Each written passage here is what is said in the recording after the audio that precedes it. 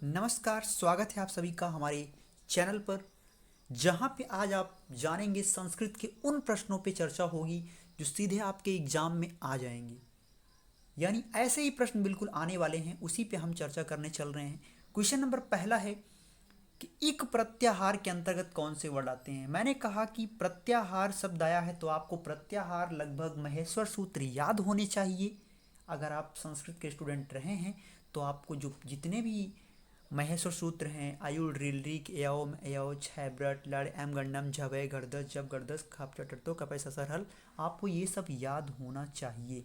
लेकिन वो स्टूडेंट्स जिनको नहीं याद है ये सब, जिनको बेसिक्स नहीं पता है, वो कुछ खास शब्दों को जरूर पढ़ लें। जैसे जस प्रत्याहार, झल प्रत्याहार, इक प्रत्याहार, हल प्रत्याहार, इन सब में कौन कौन से वर्ड आते हैं कुछ तो आप पढ़ ही लो। खैर, इक प्रत्याहार के अंतर्गत वर्ड आते हैं कौन से? ई उ री लिरी। तो इसमें ऑप्शन नंबर ए बिल्कुल सही हो जाएगा। चलते हैं अगले क्वेश्चन की तरफ।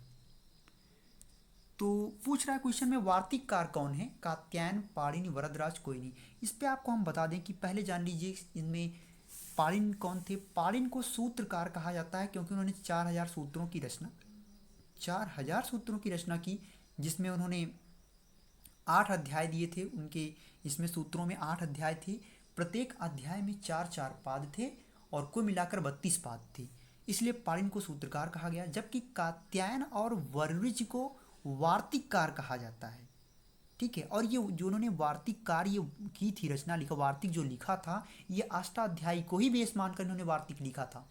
और बात की जाए महाभाष्य यानी भाष्यकार किसे कहा जाता है, तो वो कहा जाता है पतंजलि को। ठीक है, तो वार्तिककार कौन थे? तो हो जाएगा ऑप्शन नंबर ए, कात्यायन और वरुचि। दोनों ऑप्शंस में से कोई एक हो तो सही माना जाएगा। पाणिनि के अनुसार प्रत्याहारों की संख्या क्या है?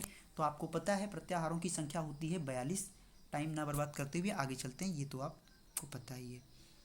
चा वर्ड का उच्चारण स्थान होता क्या है? दंत, कंठ, मूर्धा, तालु। प्रत्येक का आपको आना चाहिए। दंत का क्या होता है? लृतु लसानाम दंता। कंठ का क्या होता है? अकु विसर्जनीय नाम कंठा। मूर्धा का क्या होता है? ऋतु रसाणाम मूर्धा। तालु का क्या होता है? इचु यसा नाम। चा किस में आया? इचु यसा नाम तालु, यानी चावर किस में आएगा? चा छा झाइया यानी तालु में आता है। क्या होगा? ऑप्शन नंबर डी सही हो जाएगा। चलते हैं अगले क्वेश्चन की तरफ। आगम में मैं बार बार बता चुका हूं कि मेरा वीडियो अपलोड हुआ प्रत्यय में यूट्यूब पे ऐसा कोई चैनल नहीं होगा जो ये बताया होगा। ये ट्रिक ये मैंने खुद बनाई है ट्रिक। किसी भी शब्द के लास्ट शब्द को देख के कैसे आप पहचानो कि प्रत्यय क्या होगा। हमने कहा था जिस शब्द के लास्ट में अगर या शब्द आता है तो 110% उसमें लेप प्रत्यय होता है। लेप लेप में या है तो ट्रिक सेट कर लो, किसी भी शब्द के लास्ट में अगर या है तो उसमें लेप प्रत्यय ही होगा। यानी आगम में कौन सा प्रत्यय होगा?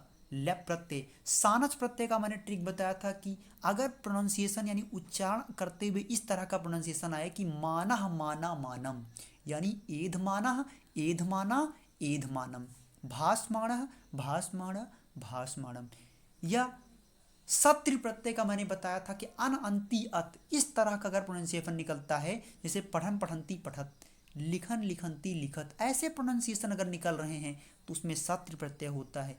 इन प्रत्यय एक प्रकार का तद्वित प्रत्यय है, जैसे चक्रिन, दंडिन, लिखिन, इस तरह अगर उसका प्रोनाउंसिएशन निकलता है तो आपको मानकर चलना है कि उसमें इन प्रत्यय होगा। और तुमुन नाम से स्पष्ट है कि लास्ट में तुम निकलेगा, जैसे भावी तुम, पठ तुम, चली तुम, है ना, तो उसमें तुमन प्रत्यय। तो आगामी में कौन सा प्रत्यय हो जाएगा? लैप प्रत्यय हो जाएगा। वीडियो आपने अगर नहीं देखा है तो आप चले जाइएगा चैनल में, वहाँ आपको वीडियो में आपको दिख जाएगा संस्कृत का प्रत्यय पहचानने की ट्रिक मैंने बताई है, जाके देखिए। 110% आप कभी नहीं देखे होंगे, आप में इतना कॉन्फिडेंस आ जाएगा उसको देख के कि आप दूसरों को भी बता पाओगे कि हाँ प्रत्यय कैसे पहचानते। बहुत आसान है, कोचिंग वाले कठिनी खुद बना देते हैं वो लोग, बहुत सारे रूल बता के। सेकेंडों का काम होता है, इतने रूल बता देते हैं कि बच्चा कंफ्यूज हो जाए। चलते हैं अगले क्वेश्चन पे। रघुवंशम में सिंह का नाम क्या था? तो रघुवंश की जहाँ तक सवाल उठता है तो आपको पता होना चाहिए कि रघुवंश की पूरी कहानी आपको पता हो कि सिंह का नाम क्या था। तो इसमें आपको थोड़ी सी हम बताते हैं, जितना, क्योंकि बहुत लंबा वीडियो हो जाएगा, मैं छोटी सी कहानी बता देता हूँ। उसमें होता क्या है कि राजा दिलीप, जिनकी पत्नी का नाम सुदक्षिणा था, उन्हें संतान की कामना के लिए उन्होंने अपने गुरु से परामर्श लिया कि गुरुदेव क्या किया जाए। तो गुरुदेव ने कहा उनके कि आप नंदिनी गाय की सेवा कीजिए, आपको उससे ज़रूर जो है संतान की प्राप्ति होगी। तो राजा दिलीप नंदिनी गाय की एक दिन सेवा करते हुए गाय चरते चरते जंगल में कुछ आगे बढ़ गई, साथ में उनकी पत्नी भी थी। उन्होंने कहा अपनी पत्नी से कि आप अब घर वापस चले जाइए, हम इस गाय के साथ ही वापस आएंगे। हालांकि राजा दिलीप बहुत ही ईमानदारी के साथ गाय की सेवा करते हुए आगे बढ़ते गए। गाय ने उनकी परीक्षा लेनी चाहिए और परीक्षा लेने के लिए रास्ते में एक जगह ऐसा दृश्य उसने क्रिएट किया, वहाँ पे एक राक्षस का एक दृश्य क्रिएट हुआ और वो राक्षस जो है गाय को खाना चाहता था। पर राजा दिलीप ने कहा कि आप हमें खा लीजिए पर इस गाय को छोड़ दीजिए।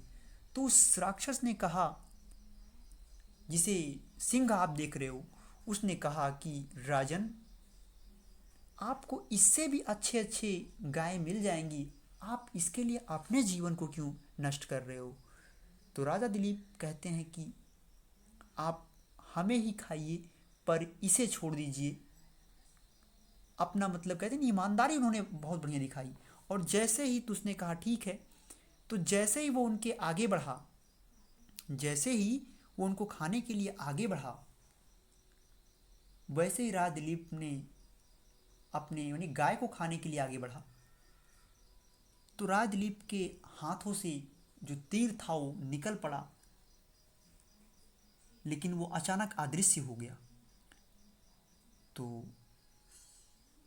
नंदिनी गाय कहती है कि राजन, मैं आपकी परीक्षा ले रही थी, आप उस परीक्षा में पास हुए, और ये जो सिंह था, जो राक्षस था, उसी का नाम कुंभोदर था।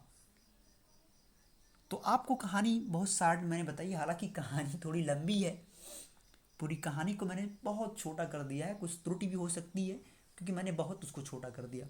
तो रघुवंशम में उस सिंह का नाम, जो राक्षस मैंने बताया, उसी सिंह का नाम क्या था, कुंभोदर था। तो ऑप्शन नंबर बी इसका क्या होगा, सही हो जाएगा। चलते हैं अगले क्वेश्चन पे। क्वेश्चन नंबर 8 है, कादम्बरी कथा की नायिका कौन है।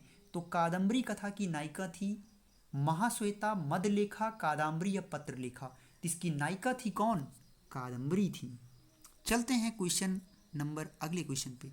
सीता रामेण सह वनम गच्छति, इस वाक्य में कारक कौन सा है। आपको पता है जो सह शब्द आया है, जिस शब्द में सह साकम स्वम सार्धम यानी सहयुक्ते आप्रधाने सूत्र से कर्तिकरण योज तृतीया यानी करण कारक इसमें है, तो हो जाएगा ऑप्शन नंबर बी। अगर आपको कारक नहीं समझ आता तो आप कमेंट सेक्शन में ज़रूर बताएं, अपने मन की बात उसमें आप कमेंट सेक्शन में लिखिए जो आपको नहीं समझ आता।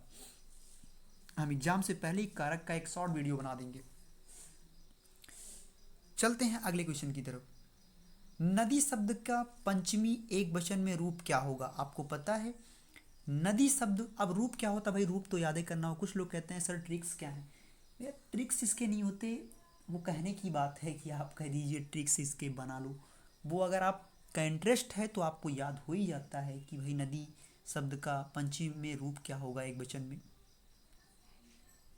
तो नदी शब्द का पंचमी एक वचन में रूप होता है नद्याः, है ना, कि नदी नद्यो नद्या नदी नद्यो नदी नद्या नदीभ्याम नदी और नद्य नदीभ्याम नदीभ्या, फिर आता है नद्या नदीभ्याम नदीभ्या नद्या नद्यो नदी नाम और नद्याम नद्यो नदीसु। यानी कहने का मतलब ये हुआ कि अगर आपका इंटरेस्ट है, दैट मीन्स आपको फिर ये शब्द रूप हो चाहे धातु रूप हो सब याद हो जाता है। इंटरेस्ट नहीं है तो कुछ शब्दों को आपको ध्यान रख के करना पड़ता है, ठीक है। तो नदी शब्द का पंचमी एक वचन में रूप होगा ऑप्शन नंबर ए नद्या। आई थिंक आप सबको समझ आया होगा। नहीं समझ आया होगा कोई टॉपिक तो आप ज़रूर कमेंट सेक्शन में को बताइएगा, क्योंकि आप सभी हमारे ही हैं, हमारे चैनल पे हैं, तो आपको कोई दिक्कत नहीं है। कोई भी चीज़ें नहीं समझ आती आप कमेंट सेक्शन में ज़रूर बताइए हमको, वो हम उसको अलग से अगले वीडियो में पहले प्रश्न पे उस चीज़ को हम रखेंगे जो टॉपिक्स आपको नहीं समझ आएंगे। बहुत बहुत धन्यवाद आप सभी का।